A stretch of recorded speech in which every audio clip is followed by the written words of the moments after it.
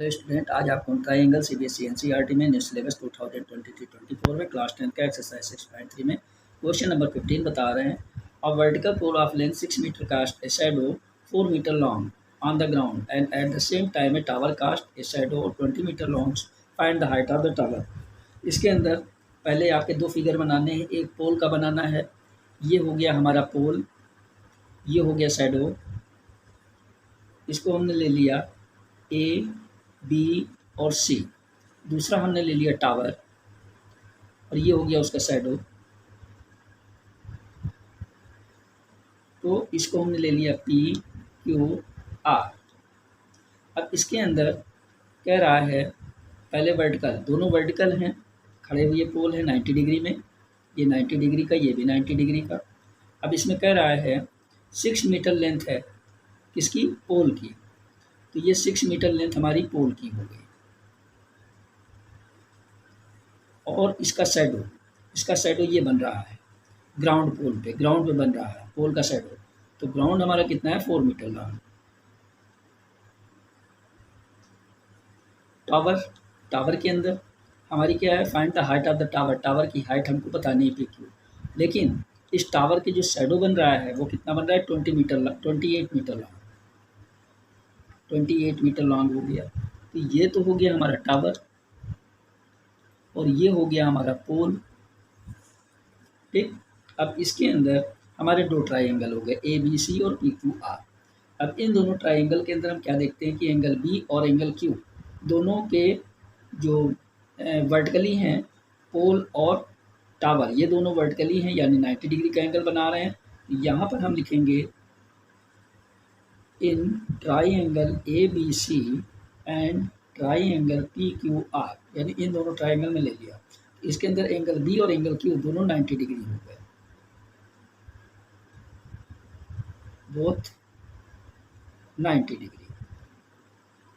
अब इसके अंदर एंगल C और एंगल R, ये दोनों क्या हो रहे हैं, एंगल ऑफ शैडो, यानी जो शैडो बन रहा है, जो हमारा पोल और टावर है, इन दोनों का जो शैडो बन रहा है वो क्या बन रहा है, C और R पे। तो angle C equal to angle R, यहाँ पर हो गया एंगल ऑफ शैडो, ये एंगल ऑफ शैडो हो गया।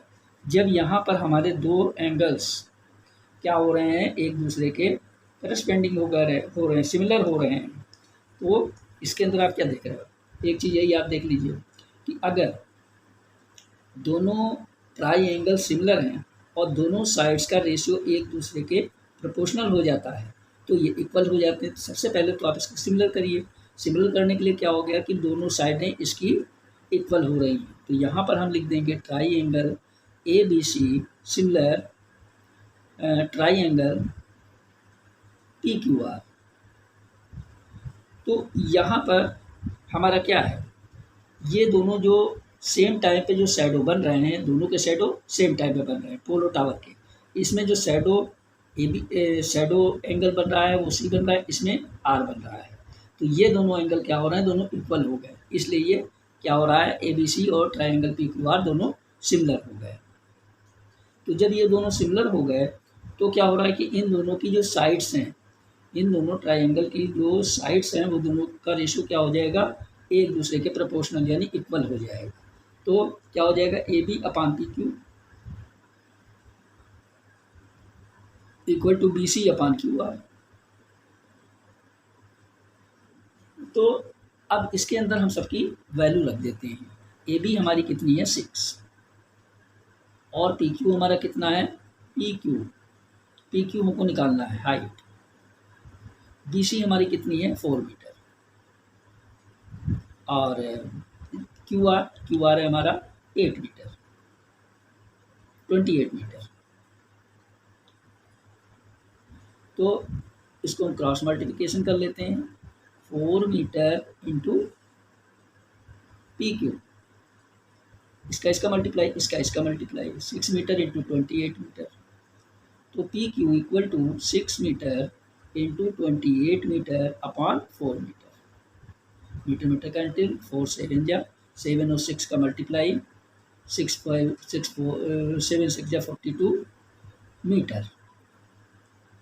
तो हमारी क्या हो गया, जो टावर की हाइट है वो क्या हो गई 42 मीटर। तो यहाँ लिख देंगे hence height of tower is 42 metre. Hence height of tower is 42 metre. यही हमारा आंसर है। क्वेश्चन नंबर 16 है, if A D and P M are medians of triangle A B C और P Q R. Triangle A B C और triangle P Q R का median A D और P M है respectively, where triangle A B C similar है triangle P Q R, यानी दोनों triangle क्या है एक दूसरे के सिमिलर हैं। प्रूव करना है हमको A B upon P Q equal to A D upon P M. तो सबसे पहले हम दो ट्राइंगल यहाँ पर बना लेते हैं। एक ट्राइंगल हो गया हमारा ए बी सी, दूसरा ट्राइंगल हो गया हमारा पी क्यू आर। अब इसके अंदर कह रहा है ए बी सी में ट्राइंगल का मीडियन क्या है ए डी। ए डी हमारा मीडियन हो गया। पी क्यू आर में मीडियन हमारा क्या है पी एम, पी और ये हो गया एम, ये हमारा मीडियन हो गया। अब इसके अंदर हम क्या देखते हैं कि दोनों ट्राइंगल हैं, ये दोनों यानी ट्राइंगल ए बी सी और ट्राइंगल पी क्यू आर, ये दोनों क्या हैं गिवन हैं और एक दूसरे के सिमिलर हैं। तो यहाँ पर हम क्या लिख देते हैं, triangle A B C similar than triangle P Q R, ये क्या है गिवन है, गिवन है। तो यहाँ पर हम क्या ले लेते हैं, अगर दोनों ट्राइंगल सिमिलर हैं तो इनकी दोनों की करस्पेंडिंग साइड भी इक्वल होगी या सिमिलर होगी, है। तो यहाँ पर हमारा क्या हो जाएगा A B upon P Q, A B upon P Q equal to हमारा क्या हो जाएगा B C upon Q R equal to A C upon P R. ये हो गया हमारा। अब यहाँ पर हम क्या देखते हैं, बी सी जो है बी सी के ऊपर मीडियन है ए डी और क्यू आर पे मीडियन है पी एम, ठीक।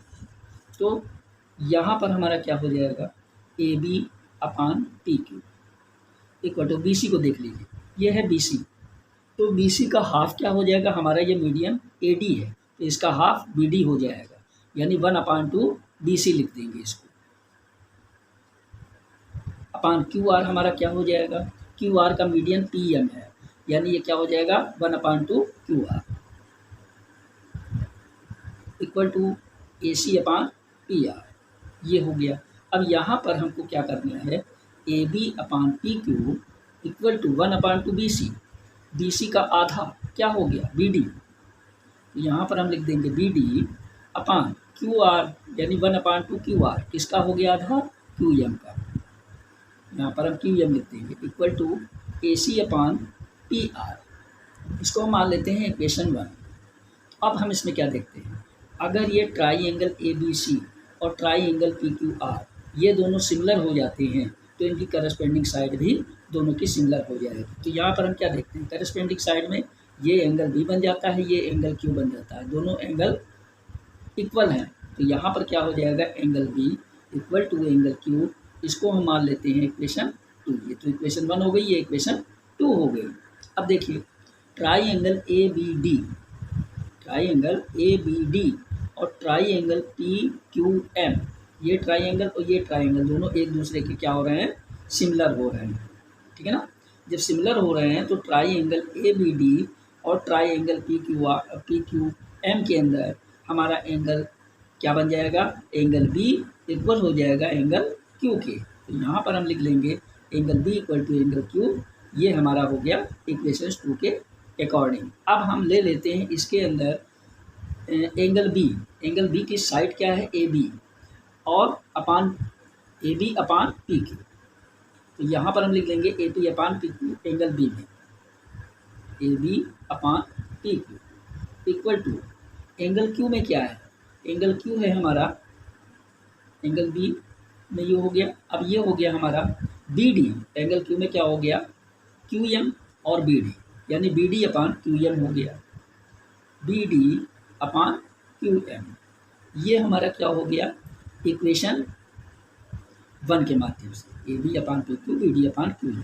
ये इक्वेशन मध्य किसके द्वारा, बाई इक्वेशन 1। इक्वेशन 1 के द्वारा हमने ले लिया एंगल बी में B D A B upon P Q, A B side और P Q side, equal to Q में हमने क्या ले लिया, क्यू के लिए हमने क्या ले लिया, दोनों एक दूसरे के इक्वल हैं, यानी B D upon Q M.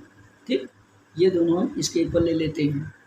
अब यहाँ पर हम देखते हैं कि दोनों एंगल साइड बाई साइड से, दोनों एंगल हमारे क्या हैं, साइड बाई साइड से इक्वल हैं, इसलिए हम यहाँ पर लिख देते हैं triangle A B D similar than triangle P Q M. तो किसका हो गया, एंगल साइड साइड, यानी यहाँ पर हो जाएगा side angle side by.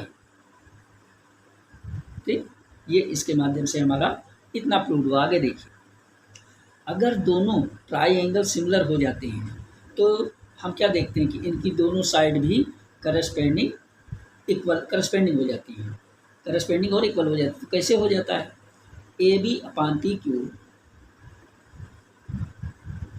Equal to क्या है, A B upon P Q, A B upon P Q equal to क्या हो जाएगा आपका, A D upon P M. ये चीज़ तो हमको प्रूव करना है, A B upon P Q equal to A D upon P M. Proved. Okay, ये हमारा एक्सरसाइज 6.3 कंप्लीट हो गया। आप लोगों से यही कहूँगा कि अगर हमारा जो भी चीज़ मैंने इस एक्सरसाइज में समझाई है, अगर आपको अच्छा लगता है तो आप हमारे चैनल को लाइक कीजिए, कमेंट कीजिए और उसके साथ ही साथ हमारे चैनल को आप सब्सक्राइब कीजिए।